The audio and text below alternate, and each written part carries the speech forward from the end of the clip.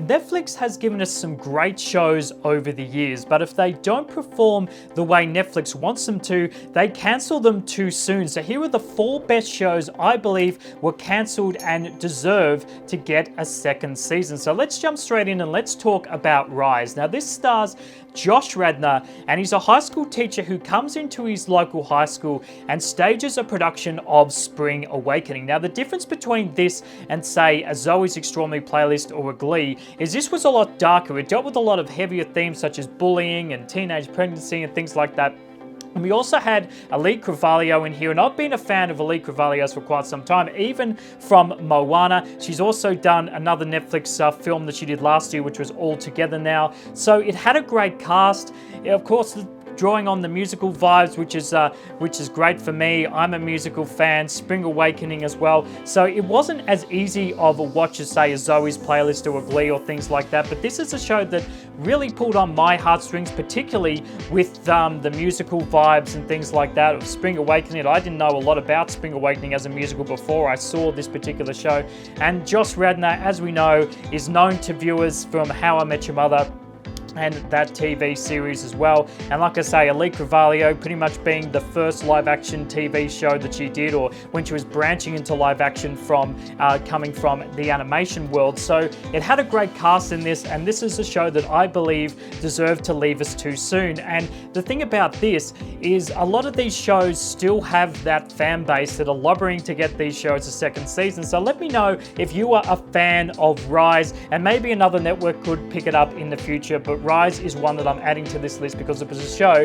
that definitely left us too soon. The second one I've got here is The Get Down. Now, The Get Down was set in the 1970s in the Bronx. It was a show that was directed by Baz Luhrmann. So Baz Luhrmann, obviously being an Aussie director, us Aussies know this, and of course this pulls on my heartstrings because I'm an Aussie. I love Australian films.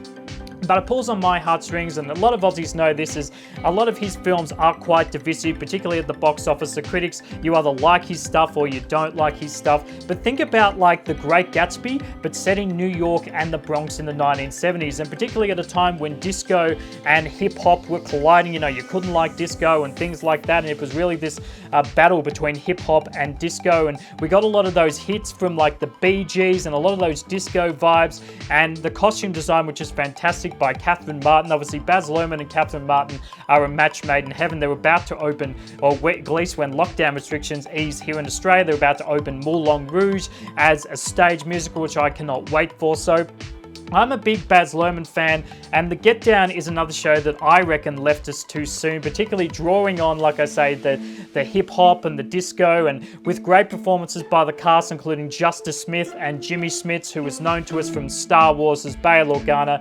Another great cast and another show that left us too soon. So the third one I have here is Away. Now, I've been a fan of Hilary Swank ever since $1 Million Baby. The great performances from her and Morgan Freeman and Clint Eastwood in that particular movie, and I've been a fan of hers ever since then. And Away was pretty much like an Interstellar, but on like a Netflix production budget. And the way they did the space scenes, particularly because you're still on a TV budget, I thought looked quite great. And it's centered around her character going into space, going on a mission to Mars, and leaving her family back on Earth. So there was a lot of drama with leaving her family on Earth, and it pulled between those particular heartstrings about, an astronaut leaving her family, pretty much like a bit of an Interstellar, but like I say, just on a Netflix type of production budget. And it ended just at the time that her and the crew landed on Mars. So I just wanted a little bit more from this particular show. I would have loved to have had a second season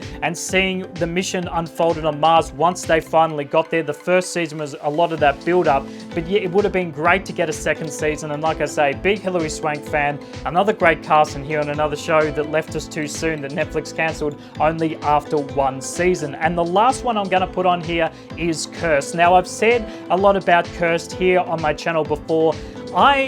Growing up in school, always was a fan of Art, Theory and Legend. And let me know in the comment section down below if you are a fan of Art, Theory and Legend like I am. And we've had, of course, you know, Merlin with Colin Morgan and Bradley James and that TV show, which I loved as a kid, and it was one of the things that actually really got me into Art, Theory and Legend and studying medieval history in school. But this kind of centered around Catherine Langford's character of Nimue, which was the Lady of the Lake. And like I say, we know Merlin, we know Arthur, but we didn't know a lot about Nimue and how she became the Lady of the Lake. And the end of the first season saw Nimue get shot down, land in the water with 2 arrows. So we wanted to see particularly what happened to Arthur.